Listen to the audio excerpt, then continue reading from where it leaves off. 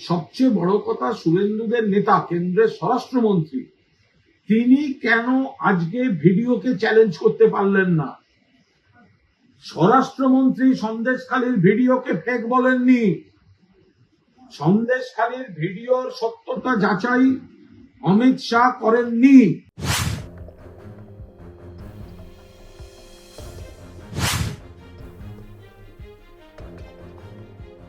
সবচেয়ে বড় কথা, শুভেন্দুদের নেতা কেন্দ্রের স্বরাষ্ট্রমন্ত্রী তিনি কেন আজকে ভিডিওকে চ্যালেঞ্জ করতে পারলেন না?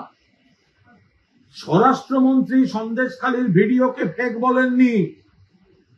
সন্দেশখালীর ভিডিওর সত্যতা যাচাই অমিত শাহ করেননি।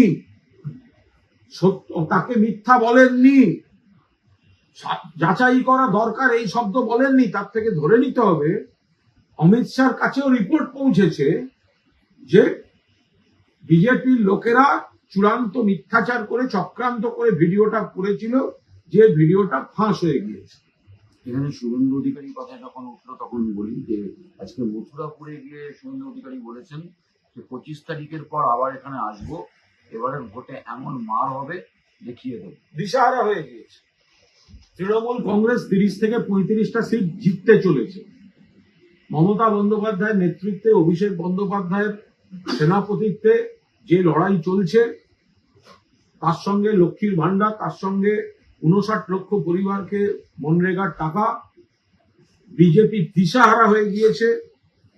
বিজেপির নেতৃত্ব সেই জায়গা থেকে দাঁড়িয়ে এই ধরনের অরাজনৈতিক, প্ররোচনামূলক, হিংসামূলক, মরিয়া হয়ে লোকে কিছু কথা বলে না, সেই ধরনের কথাবার্তা বলছে। কারণ মমতা বন্দ্যোপাধ্যায়ের জনসভা, অভিষেক বন্দ্যোপাধ্যায়ের জনসভা এবং রোড শোগুলিতে যে পরিমাণ ভিড় হচ্ছে, মানুষ বুঝিয়ে দিচ্ছেন, মায়েরা বোনেরা বুঝিয়ে দিচ্ছেন যে 30 থেকে 35টা সিট বাংলার বুকে তৃণমূল কংগ্রেস জিততে চলেছে।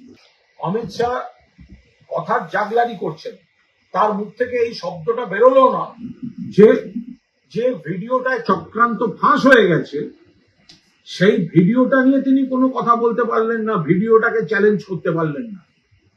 ফলে তারা যে মিথ্যার বেসাতিটা তৈরি করে রেখেছেন, এখন মুখ বাঁচাতে শুধু ওইটুকু অংশ নিয়ে দু একটা রাজনৈতিক উৎসাহমূলক কথা বলছেন।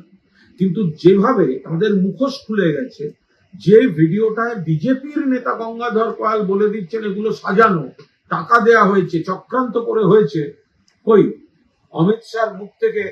কিন্তু অমিত শাহ, নরেন্দ্র মোদী, আপনারা যখন সভা করতে যাচ্ছিলেন তখন সন্দেশখালী নিয়ে এত কথা, ভিডিওটাকে তো চ্যালেঞ্জ করার কোনো দম আজকে আপনাদের হলো না। আপনারা তো বলতে পারলেন না, ভিডিওর সত্যতা নিয়ে তো প্রশ্ন তুলতে পারলেন না। কারণ আপনারাও জানেন চক্রান্তটা ফাঁস হয়ে গেছে, তাই এখন সন্দেশখালী নিয়ে ক্রমশ ব্যাক আউট করছেন, কথা কমিয়ে দিচ্ছেন।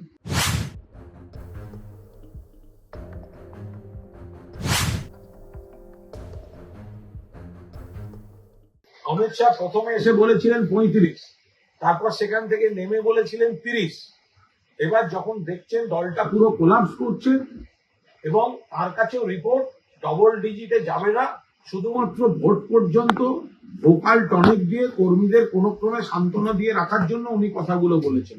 উনিও জানেন আমরা প্রথম থেকে বলেছি 30 থেকে 35, তো 30 থেকে 35, আর উনি তো ক্রমশ নামছিলেন 35, 30, আরো নামছিলেন। এবার রাজ্য নেতারা বলছে আপনি আর নামবেন না, তাহলে ভোট অব্দি বাজারে থাকা যাবে না। সেই কারণে ভোকাল টনিক দিতে এই কথাগুলি বলেছেন।